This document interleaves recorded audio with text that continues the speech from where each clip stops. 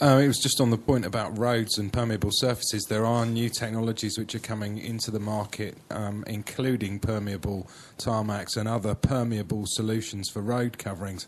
And I would have thought if we actually added up the area that's under road in Westminster, it's quite dramatic. And I think we should also think about the public realm, pavements and road surfaces as well. So civic spaces as well, yeah. Just in regards to SUDs, the approach we'd like to see the council take is to encourage more sustainable systems such as living roofs, landscaping, buffer zones, that kind of thing, and discouraging kind of the less sustainable systems such as storage tanks. And coming back to your question before about whether it should be applied across the board, we would like to see SUDs encouraged within the whole of the borough. But where there's areas that are identified as being more at risk, then perhaps more stringent requirements could be made in the document, such as achieving greenfield runoff rates or setting a target.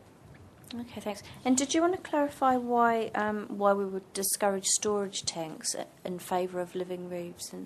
There's a hierarchy of SUDs techniques, and storage tanks sort of come at the bottom. They're the least sustainable because they sort of increase hard standing areas.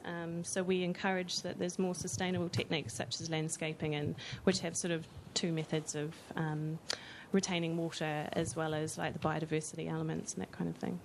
Would there be a different view in relation to, say, if the storage was actually within the car parking area of a building or something, which is not going to be permeable in any case? Would that alter?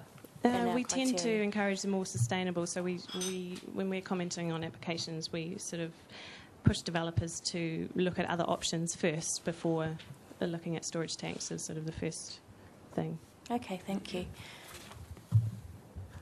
Could I just ask for a point of clarification? When you say storage tanks, do you mean storage tanks or attenuation tanks? Storage tanks.